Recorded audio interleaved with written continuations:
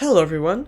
After recently replaying StarCraft 1, StarCraft 2 and Warcraft 3, I wanted to open a discussion about the kind of level design I was looking for in the incoming campaign and co-op content for Stormgate. I believe that each game did something better than the others, and that mixing them will be very beneficial for Stormgate.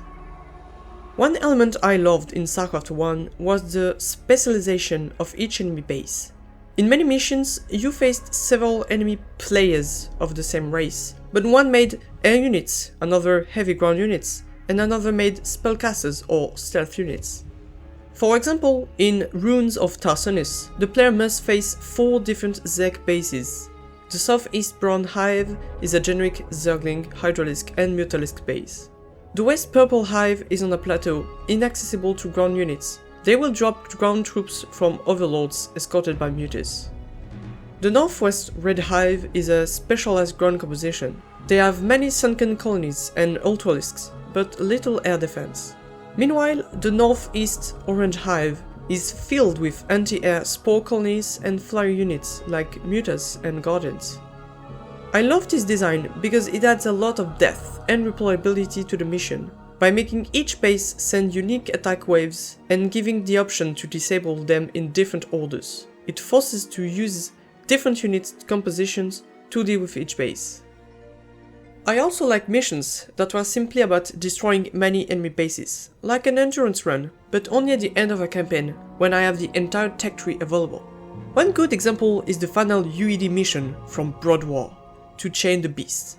Again, each enemy base is specialized, the map is massive, and the player has access to the entire Terran tech tree, which makes for a long mission where each unit in the arsenal will be put to use. This makes for rewarding gameplay, because it feels like a proper large-scale battle fitting for a final mission. At the same time, I love how each StarCraft 2 mission was unique and had a gimmick, especially in Wings of Liberty. Good examples are Devil's Playground with its lava rising periodically, or Supernova, with its wall of fire moving from one end of the map to the other.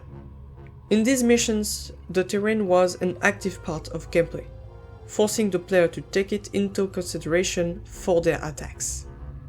Another good example would be Smash and Grab, where the player must reach a relic before the Zerg forces overwhelm Protoss defenders, unless they choose to kill the Zerg first. This made each mission quite memorable. I also liked how destroying enemy bases wasn't the objective itself, but something more unique, like stealing an artifact or escorting colonists. One great element of level design are missions that push the player to move forward instead of turtling until they have a massive army. Most StarCraft 2 missions had the main objective divided in small steps to force the player out of their comfort zone. It's been joked to death, but Legacy of the Void's mission objectives being guarded by a progressively stronger force of enemies made these missions quite challenging. Or again, Supernova's Wall of Fire, forcing the player to abandon their old bases. Warcraft 3 Reforged had a campaign update which decreased every gold mine amount, forcing the player to keep seeking new resources, much better than StarCraft 2's 2 bases limit. This is another way to push the player to move forward.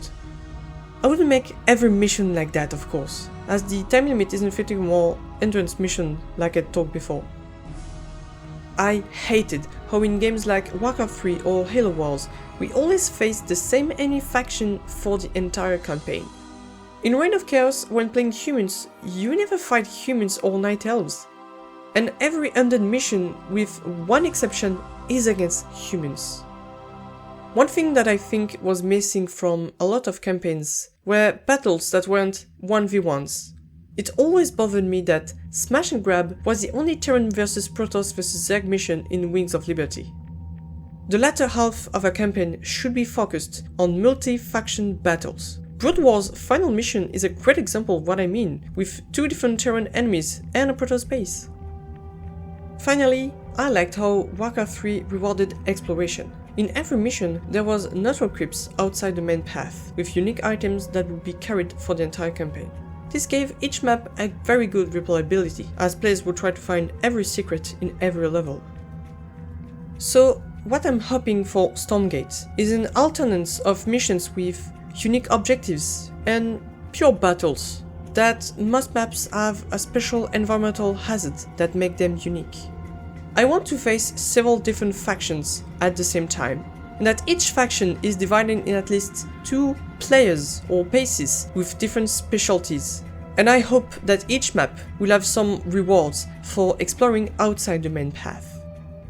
On the meta side that links each mission between them, I really love what StarCraft 2 did with secondary objectives that gave a special resource for upgrades and powers, and a wide choice of units. Or Dawn of War Crusade, with its risk-like conquest map, honor guard units, and leader war gear.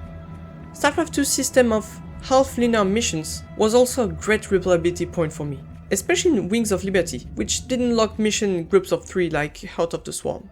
It added variety, allowing to play missions in a different order while keeping a linear story.